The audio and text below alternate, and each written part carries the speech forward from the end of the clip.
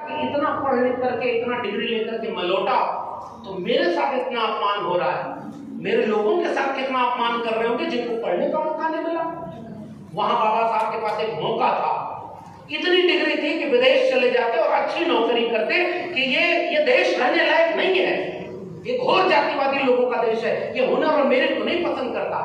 मगर उस संकल्प भूमि पे मैं याद कर रहा हूं अपनी जड़ को कि बाबा साहब ने एक संकल्प लिया कि मैं इसी मुल्क में रहूंगा, भागूंगा नहीं, और जब तक मैं इस देश में जातिवाद को खत्म नहीं कर लेता और अपने लोगों के रहने लायक नहीं बना देता, इस देश से भागने का काम मेरा नहीं है।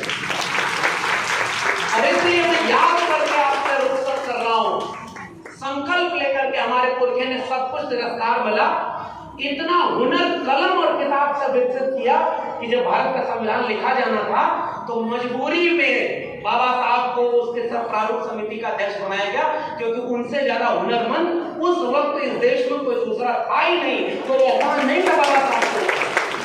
तो इतना जिन्होंने किया, यही भीड़े वाला कूड़े में सावित्रीबाई फुले और ज्योतिबा फुले ने स्कूल खोलने के लिए घर से निकाला गया ना, स्कूल खोलने के लिए।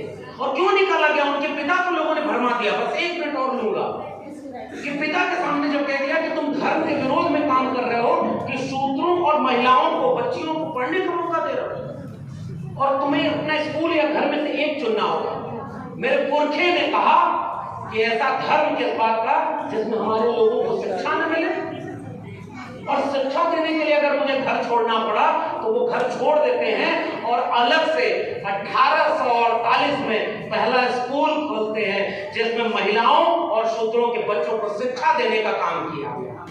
और फिर क्या हुआ? सावित्रीबाई फुले 2 साड़ी लेकर निकलती, क्योंकि पत्थर फेंका, मैला फेंका। मैं एक सवाल पूछना चाहता हूं इस देश के लोगों से कि शिक्षा देने के खिलाफ ये कौन लोग थे जिन्होंने कूड़े में पोस्टर लगा दिया कि ये धर्म के विरोध में काम कर रहे हैं? भैया आपका कैसा धर्म जो शिक्षा देने से रोके?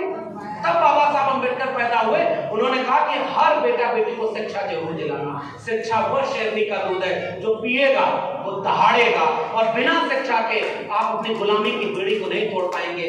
मेरे लोगों, नागपुर के लोगों, खतरा इस बात का केवल नहीं है कि संविधान बदला जा रहा है, खतरा ये है कि आपकी शिक्षा खत्म कर दी गई है। मैं दिल्ली विश्वविद्यालय में ठेके पर प्रोफेसर हूं और आखिरी बात बोलकर जा रहा हूं। शिक्षा थी, और शिक्षा थी तो फूले पैदा हुए, अंबेडकर पैदा हुए, पेरियार पैदा हुए। शिक्षा थी तो कांशीराम पैदा हुए, बीपी मंडल पैदा हुए, राम मनोहर लोहिया पैदा हुए। और शिक्षा अब आपके हाथ से छीन ली गई, गरीब कमजोर के बच्चों को अच्छी शिक्षा नहीं मिल पाएगी, क्योंकि फीस महंगी कर दी गई, सीटें घटा दी गई और सरकारी शिक्षा को प्राइवेट हाथों में बेच दी गई। इसलिए मेरी चिंता यह है कि फिर कोई किताब ही नहीं मिलेगी, पढ़ने वाले नहीं मिलेंगे, इतिहास नहीं पता होगा, तो आने वाली पीढ़ियों को शायद ये पता ही ना हो कि कितना संघर्ष से ये कारवां हमें मिला था। और बाबा साहब ने कहा था इसे आगे ले जाना, आगे न ले जाओ तो कम से कम वहीं छोड़ देना जहां बड़ी मुश्किल से कारवां यहां तक लाया हो। मेरे लोगों, मैं आपसे गुजारिश करके जा रहा हूं, कड़वी सच्चाई ये है कि हमारी आंखों के सामने से बाबा साहब का कारवां अब मीलों पीछे ले जाया जा रहा है।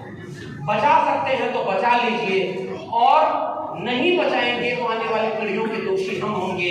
मैं जानता हूँ जंगल में आग लगी, एक चिड़िया चोंच से पानी डाल रही थी, बाकी पक्षी हंस रहे थे कि पूरा जंगल जल रहा है आग में, तुम्हारी चोंच के बूंद पानी से आग बुझेगी क्या?